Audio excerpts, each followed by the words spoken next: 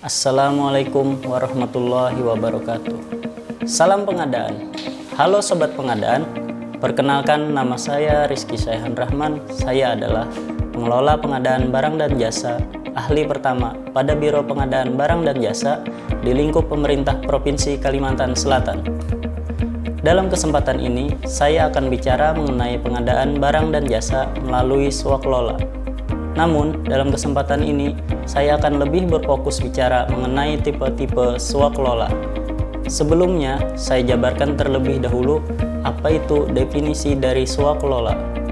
Oke Sobat Pengadaan, swakelola adalah cara memperoleh barang atau jasa yang dikerjakan sendiri oleh kementerian atau lembaga atau pemerintah daerah, kementerian atau lembaga atau pemerintah daerah lain, organisasi masyarakat atau kelompok masyarakat.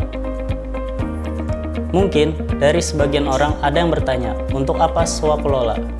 Jadi tujuan dari swakelola adalah 1. Untuk memenuhi kebutuhan barang atau jasa yang tidak diminati oleh pelaku usaha. 2. Untuk memenuhi kebutuhan barang atau jasa yang tidak disediakan oleh pelaku usaha. 3. Untuk mengoptimalkan sumber daya. 4. Untuk meningkatkan kemampuan teknis sumber daya manusia. 5. Untuk efektivitas dan atau efisiensi. 6. Untuk meningkatkan partisipasi organisasi masyarakat atau kelompok masyarakat. 7. Untuk memenuhi kebutuhan barang atau jasa yang bersifat rahasia. Nah, sekarang kita akan masuk ke dalam inti pembahasan, yaitu tipe-tipe swakelola. Yang pertama, swakelola tipe 1. Dalam swakelola tipe 1, seluruh kegiatannya dari mulai perencanaan, pelaksanaan dan hingga pengawasannya dilakukan oleh kementerian atau lembaga atau pemerintah daerah penanggung jawab anggaran. Swakelola tipe 2. Dalam swakelola tipe 2, ini dalam hal kegiatannya berbeda dengan swakelola tipe 1, yaitu untuk perencanaan dan pengawasan dilakukan oleh kementerian atau lembaga atau pemerintah daerah penanggung jawab anggaran, dan untuk pelaksanaannya dilakukan oleh kementerian atau lembaga atau pemerintah daerah lain. Yang ketiga, swakelola tipe 3. Dalam swakelola tipe 3 ini, untuk perencanaan dan pengawasan dilakukan oleh kementerian atau lembaga pemerintah daerah penanggung jawab anggaran, dan untuk pelaksanaannya dilakukan oleh organisasi masyarakat pelaksana swakelola. Yang keempat, swakelola tipe 4.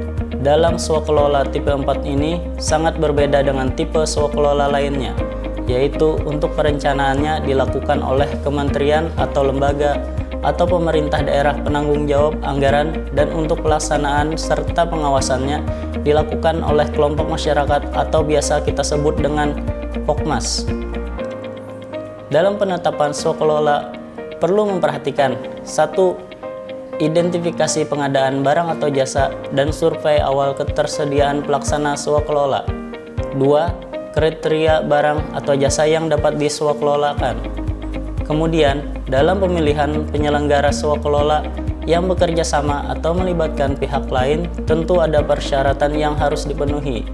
Persyaratan dalam swakelola tipe 2 ada satu syarat, yaitu 1.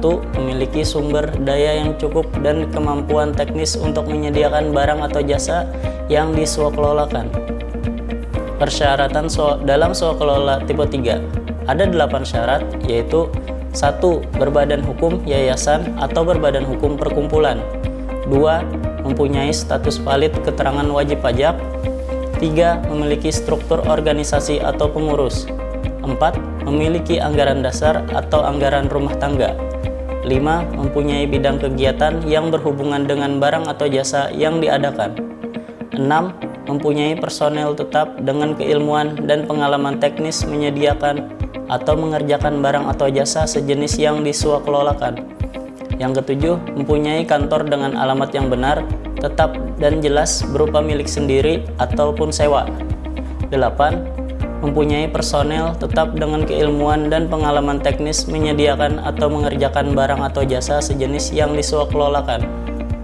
Persyaratan dalam swakelola tipe 4. 1. Memiliki sekretariat dengan alamat yang benar dan jelas di lokasi tempat pelaksanaan kegiatan.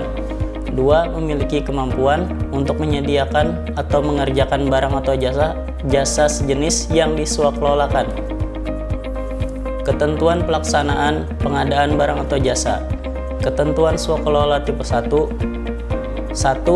PA atau KPA dapat menggunakan pegawai kementerian, lembaga, atau pemerintah daerah dan atau tenaga ahli. 2. Penggunaan tenaga ahli tidak boleh melebihi 50% dari jumlah tim pelaksana.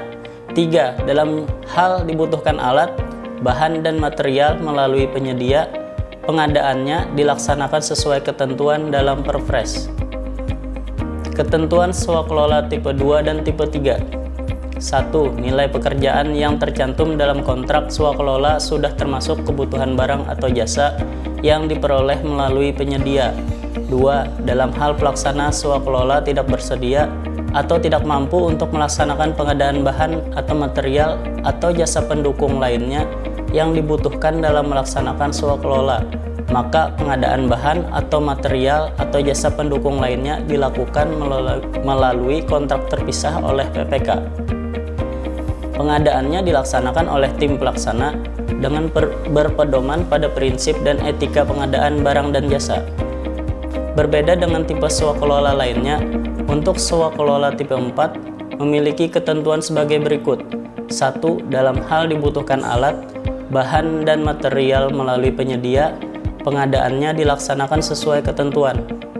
2. Dalam hal pelaksana swakelola tipe 4 tidak mampu melaksanakan pengadaan barang dan jasa, maka dapat dibuat kontrak terpisah dengan PPK. 3. PPK menugaskan pegawai pada instansi penanggung jawab anggaran atau tenaga ahli atau teknis atau narasumber untuk melakukan pendampingan atau asistensi penyelenggara swakelola. Oke sobat pengadaan, sebelum saya mengakhiri paparan materi swakelola ini, ada satu pertanyaan yang saya rangkum dari sobat pengadaan. Apa perbedaan ketentuan dalam pelaksanaan swakelola tipe 1 dan swakelola tipe 4? Jadi perbedaan ketentuan dalam swakelola tipe 1 dan swakelola tipe 4 adalah mengenai sanksi. Terima kasih sudah menonton video ini dari awal sampai akhir. Semoga apa yang saya sampaikan bermanfaat bagi sobat pengadaan. Wabillahi taufik wal hidayah. Wassalamualaikum warahmatullahi wabarakatuh.